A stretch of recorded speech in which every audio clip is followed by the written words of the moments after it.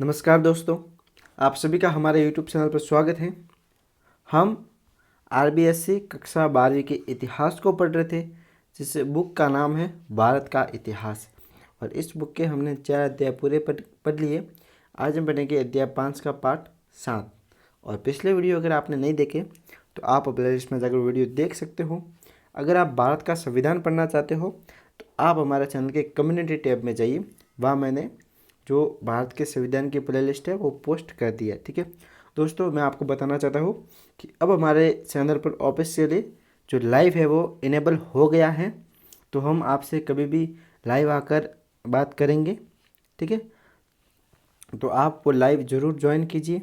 ये जो आपके अध्याय है 5, जो 5वां अध्याय है, ये 10 नंबर का है। और अगर आप इस अध्याय के PDF नोट पाना चाहते हो तो आप हमारे टेलीग्राम चैनल को ज्वाइन कीजिए, जिसकी लिंक आपको डिस्क्रिप्शन में मिल जाएगी। ठीक है दोस्तों, और जब भी मैं आप लाइव आऊँगा तो आपको ज़रूर बताऊँगा। ठीक है, तो आप सब चैनल को सब्सक्राइब कर बेल आइकन दबा के रखिए। ठीक है, तो दोस्तों चलिए पढ़ना स्टार्ट करते हैं। आज हम पढ़ेंगे भारत में उपनिवेशवादी आक्रमण। तो चलिए शुरू करते हैं। 18वीं शताब्दी के पूर्वार्ध में भिन्न भिन्न यूरोपीय शक्तियाँ पतनोन्मुख यानी कि पतन की ओर अग्रसर, मुगल साम्राज्य का स्थान लेने एवं भारतीय व्यापार पर एकाधिकार प्राप्त करने हेतु संघर्ष कर रही थी। यानी कि जो 18वीं शताब्दी थी उसमें जो भारत का जो शासन था, जो मुगल सल्तनत थी, वह पतन की ओर थी। और जो यूरोपी थे, जो उपनिवेश हमको बनाना चाहते थे, उनको पता चल गया कि भारत की जो शक्तियाँ हैं वो पतन की ओर है, तो वह अपनी यह शक्तियाँ यहाँ पर आजमाने लगे और यहाँ पर आकर अपना शासन चलाने की कोशिश करने लगे। धीरे धीरे पुर्तगालियों और डचों की शक्तियाँ कमज़ोर होती चली गई और भारत में अंग्रेज और फ्रांसीसी ही मुख्य प्रतिद्वंदी रह गई।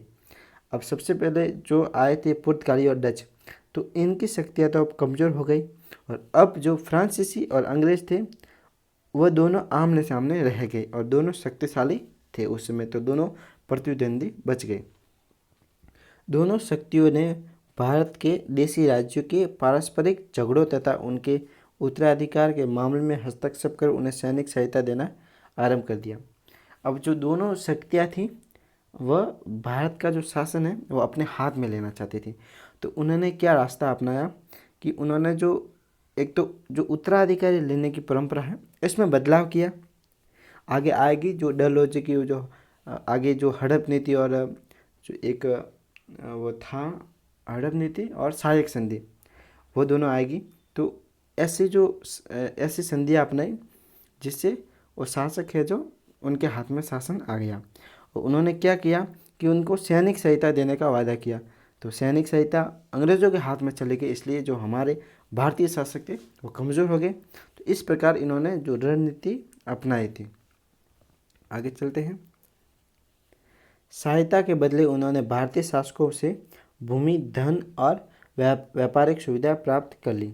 अब उन्होंने कहा कि हम आपको सैनिक सहायता देंगे। तो एक तो घाटा हमारे यहाँ के शासकों को यह हुआ कि वो सैनिक के लिए दूसरों पर डिपेंड रहने लगी, इसलिए उनकी जो शक्तियाँ है तो वो तो पहले से ही हीन हो गई। और जो अंग्रेज सैनिक थे उनको फिर उनका खर्चा और उनके रहने के लिए भूमि, धन और वो भी हमारे यहाँ के शासकों को देना पड़ता था।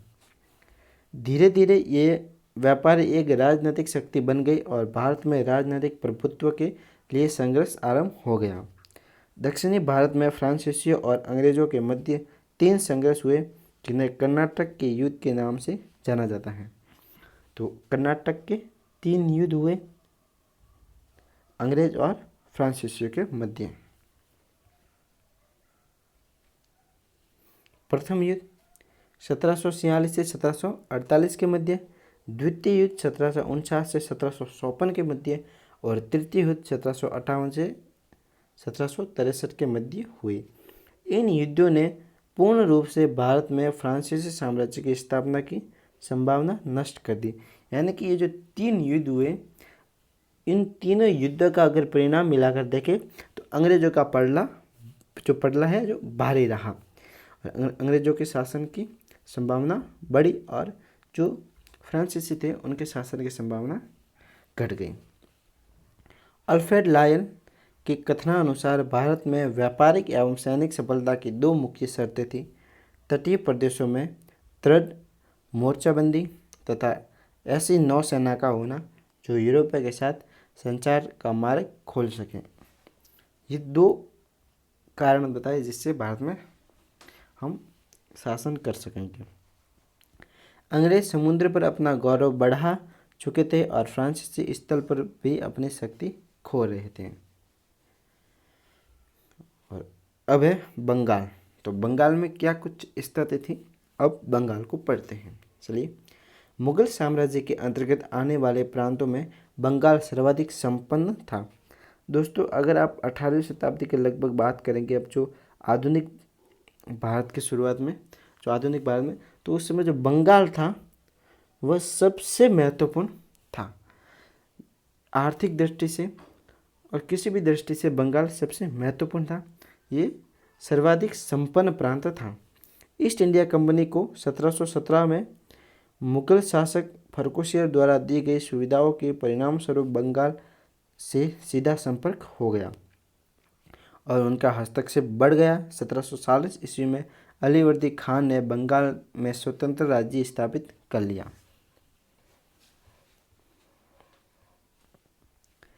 उसने अंग्रेज और फ्रांसीसियों को बंगाल में किलेबंदी की आज्ञा नहीं दी। 1756 ईस्वी में अलीवर्दी खां की मृत्यु के पश्चात उसका पोता सिराजुद्दौला बंगाल का नवाब बना।